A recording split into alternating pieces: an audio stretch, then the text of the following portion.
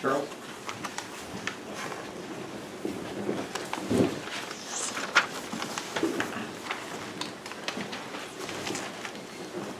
Thank you. Honored to be here. Charles Torty from George Mason University. I spent 5 years in Australia working on a number of projects in inference and reasoning, including learning argument mapping with Tim Van Gelder, Paul's partner. Because Paul can't be here, I'm going to walk you through a brief introduction so that we have a chance to wrap our heads around argument mapping before diving in and really engaging with Paul's maps.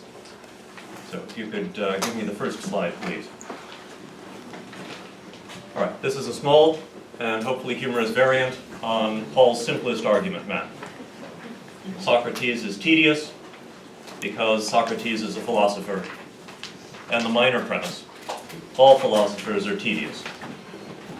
Now, this is just as deductively valid as Socrates is mortal, but you probably, I hope, would take issue with the minor premise, all philosophers are tedious. I think Dan Dennett, at least, an engaging essayist, is not tedious. And I've had graduate training in philosophy. I hope, in my 8 minutes, I will not be tedious. We shall see. We shall see. What I would like to point out is an argument map well done looks obvious, easy to read. And like many performance arts well done, it is much harder to do than you might at first appreciate. But even a small attempt at actually creating one will help you understand the differences in the argument map. So I'd like to do a small exercise. There's two key skills to argument mapping, and then a lot of finesse. One is to identify those hidden or minor premises, which fortunately Paul has done for us on the maps that have been supplied, or at least we think he has. You may find others that are missing. The second is to distinguish three kinds of claim. A co-premise, like all philosophers are tedious, a minor premise that has to work together with its major premise to get you to the conclusion. A separate line of reasoning. So this is one argument, it can stand or fall independent of another. And third is the skill to know when these two claims are actually one supporting the other rather than working side by side. So go to the next slide, please. In your packet, you have a handout that looks like this. You've just heard Paul's video on why the Hollis case is important. These are the key claims from that video, as close to a quote as I can. Please take 1 minute to work through a portion of this, the left, the middle, or the right, and identify for yourself which claims must go together, you could circle them, and which support another claim. You can draw an arrow from the reason to the claim that it's supporting. There won't be a quiz. There is not time. But even an attempt to engage will help us.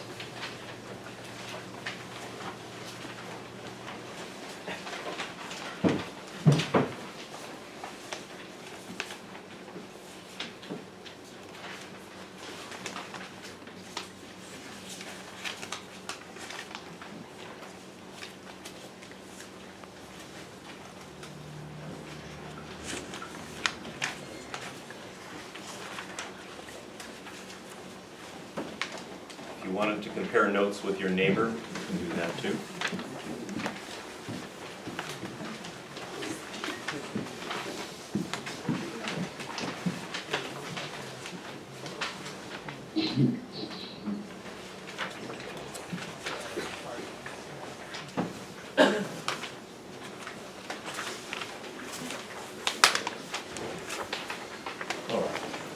I'm going to walk you through my solution. In many cases, there is no unique solution, but there are many that are incorrect for one reason or another. We're not going to call anyone out here, but evaluate what you were able to do in that short period of time with my diagramming of Paul's argument. Why is Hollis important? So next slide, please.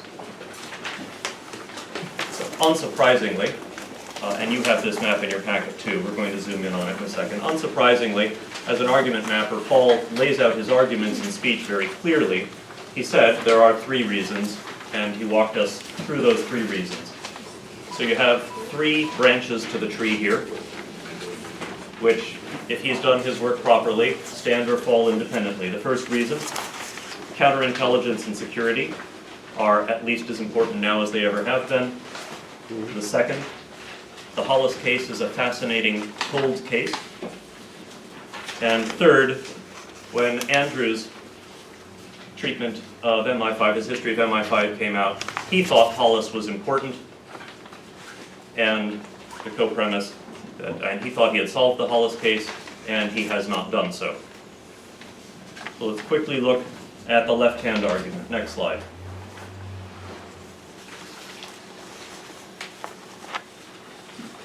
Counterintelligence and security are at least as important now as ever. The Hollis case is a great case study in counterintelligence and reasoning, and the unstated minor premise, something that is a great case study in an important domain, is itself important, or intrinsically important. Those 3 together get you from counterintelligence and security are as important to the conclusion that the Hollis case is important.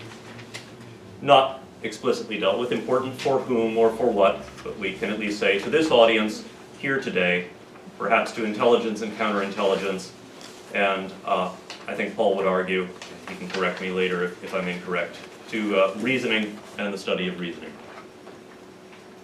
The other boxes here, I think, fit most naturally as support for the second claim.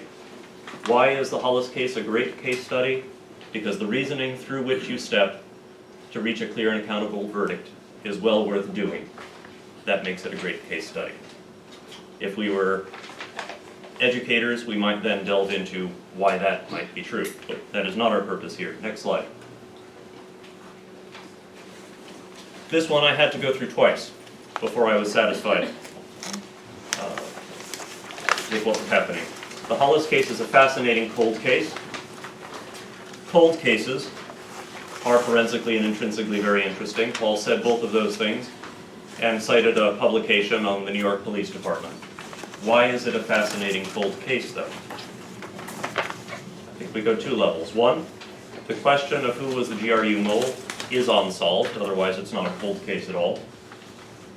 If that's unsolved, then we, as professionals or those interested in the profession of intelligence and counterintelligence, ought to be interested. The Hollis case looks at that question and attempts to solve it. Now, that first claim is itself contentious. Who was the mole is unsolved. So I borrow here from the 3rd line. It was unsolved before Andrew's book, and it remains unsolved. The argument for that constitutes the majority of this session. And we see it reused in his 3rd line of reasoning. Next slide.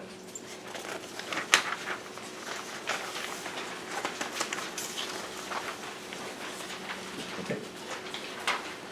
So Paul said this was most crucial. When the authorized historian's history came out 4 years ago, he claimed that one of his fundamental contributions was to have laid the case to rest.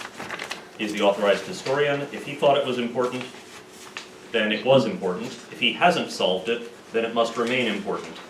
Therefore, the claim we were trying to prove, the Hollis case is important, at least for our audience. That he's not done so, Paul offered a summary of what the rest of the maps will show. He made an untenable claim, or attempt to show. He made an untenable claim about who was the mole, and did not make sufficient attempts, or Paul says made no attempt to address the serious accusations made against Hollis from the 1960s on.